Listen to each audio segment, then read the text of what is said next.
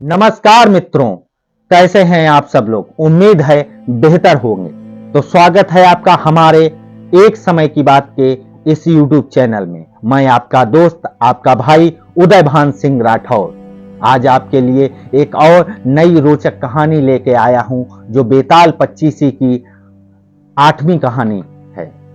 तो दोस्तों, इस कहानी को बताने से पहले मैं आपको पिछली जो 7वीं कहानी थी, जिसमें राजा चंद्रसेन और सत्यशील नाम का जो नवयुवक था, उसका जो राजा विक्रमादित्य थे, उन्होंने क्या उत्तर दिया था, मैं उसी को आपको पहले बताना चाहूँगा। उसके बाद ही नई कहानी को दोबारा से चालू करूँगा। तो दोस्तों, तब विक्रम बताता है कि सत्यशील ज्यादा शक्तिशाली था। तो बेताल पूछता है, वो कैसे महाराज।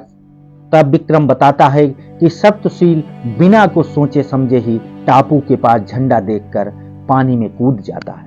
वहां कूदने पर उसे किसी भी तरह का खतरा हो सकता था, जबकि राजा को पता था कि वहां पानी में कोई खतरा नहीं। सवाल का जवाब मिलते ही बेताल राजा विक्रम के कंधे से उड़कर वापस घने जंगलों में किसी पेड़ के ऊपर जा बैठता है। तो दोस्तों, इस कहानी से आपको पता लगा कि उसका सही उत्तर क्या था। दोस्तों, पिछली कहानी में हमें कमेंट द्वारा प्रथा ठाकुर ने बताया था कि इस कहानी का आंसर राजा चंद्रसेन है, और ऋषि राठौर ने बताया था कि सत्यशील। तो दोस्तों, नेक्स्ट कहानी जो है 8वीं कहानी विक्रम और बेताल की, इसका शीर्षक है सबसे अधिक सुकुमार कौन। तो दोस्तों, देरी ना करते हुए शुरू करते हैं आज का एपिसोड। कहानी सुनने से पहले अगर आपने मेरे चैनल को सब्सक्राइब नहीं किया है तो प्लीज सब्सक्राइब करें।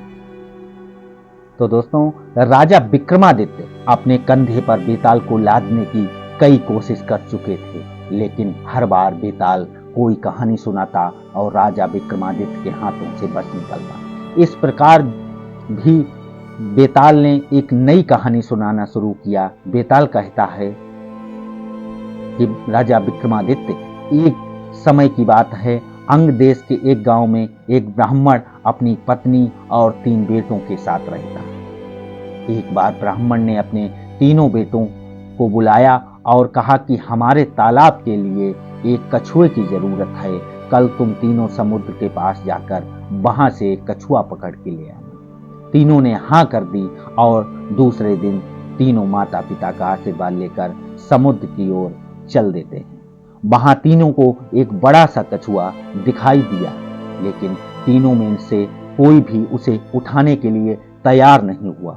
उनमें से सबसे बड़ा भाई बोला, मैं कछुए को नहीं उठाऊंगा, इससे बहुत गंदी बदबू आ रही है। तो दूसरे भाई ने कहा कि मैं भी इसे नहीं उठाऊंगा, मुझे भी इससे बहुत ही ज्यादा गंदी बदबू आ रही है। तीसरे भाई के नंबर आया तो उसने कहा, मैं भी इसे नहीं उठाऊंगा, मैं बहुत कोमल हूं। तीनों में झगड़ा शुरू हो जाता है और यह मामला राज दरबार तक पहुंच जाता है।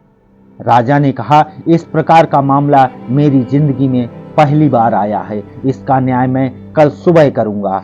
आप हमारे यहाँ मेहमान हैं और भोजन करें, आराम करें, कल इसका फैसला करेंगे। यह बोलकर राजा ने तीनों को भोजन के लिए निमंत्रण दिया। सभी बड़े से चाव से खाना खा रहे थे, लेकिन सबसे बड़े भाई ने खाना नहीं खाया। जब राजा ने उससे पूछा तो उसने कहा, चावल में से शमशान के जले मुर्दे की मुझे बदबू आ रही है। राजा ने इस बात का पता किया तो मालूम हुआ कि चावल किसी शमशान के पास के खेत से लाए गए हैं। यह देखकर राजा बहुत खुश हुआ। सभी लोग खाना खाकर शाम को संगीत सुनने के लिए बैठ गए।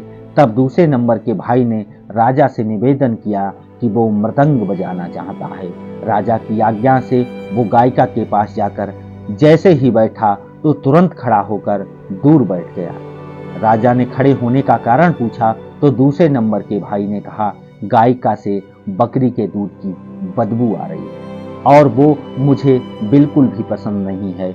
जब राजा ने इस बात का पता किया तो मालूम चला कि बचपन में गायिका को बकरी का दूध दिया जाता था। राजा एक बार फिर खुश हो जाता है। इसके बाद सभी लोग सोने चले गए। दोनों भाई आराम से सो गए, लेकिन सबसे छोटे भाई को नींद नहीं आ रही थी। राजा ने अपने एक सेवक को आदेश दिया कि जाकर तीनों को देखो आओ कि वे सो गए हैं या नहीं। सेवक गया तो उसने देखा कि सबसे छोटे भाई को छोड़कर बाकी दोनों सो गए हैं। सेवक ने यह समाचार महाराजा को दिया और राजा इसका कारण जानने के लिए खुद वहां पहुंच जाता है जहां तीनों सो रहे होते हैं। राजा को देखकर तीनों उठ बैठते हैं। राजा ने सबसे छोटे वाले भाई से पूछा, आपको नींद क्यों नहीं आ रही? तब वह बोला, मुझे इस बिस्तर पर कुछ चुभ रहा है। यह सुनकर सेवक ने तीनों के बिस्तर की छानबीन की तो उन्हें कुछ नहीं मिला। तब सबसे छोटे भाई ने सभी बिस्तर को अलग अलग किया और वहां पर एक बाल था। उसने अपना कुर्ता उतारा। सबने देखा कि उस बाल का निशान उसकी पीठ पर बना हुआ था। राजा ये देखकर हैरान हुआ और खुश भी हुआ। दूसरे दिन राजा ने न्याय के लिए तीनों को बुलाया।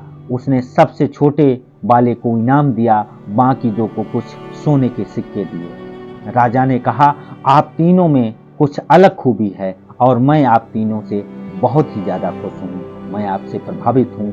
मैं अपने सैनिकों को भेजकर कछुआ आपके घर भिजवा दूंगा। इतना कहकर बेताल ने राजा विक्रमादित्य से पूछा, बताओ तीनों भाइयों में से सबसे अधिक सुकुमार कौन था? तो दोस्तों, इस कहानी का भी जो उत्तर है वो हम आप लोगों से जानना चाहेंगे कमेंट के माध्यम से। दोस्तों, ज़्यादा से ज़्यादा लोग कमेंट करके मुझे इसका सही आंसर बताएंगे और नेक्स्ट कहानी जो नेक्स्ट एपिसोड होगा उसमें हम आपको बताएंगे इस कहानी का उत्तर क्या था। तो दोस्तों, इस कहानी से हमें सीख यही मिलती है, कभी भी उन गुणों को उजागर नहीं करना चाहिए जो हमें नहीं है। तो दोस्तों, मैं चाहता हूं आप ज़्यादा से ज़्यादा कमेंट करके हमें बताएं कि इस कहानी का जो था उसका आंसर क्या था। तो देरी ना करते हुए इस एपिसोड को समाप्त करते हैं। मिलते हैं नए एपिसोड में नई कहानी के साथ। जय भारत, जय हिंद।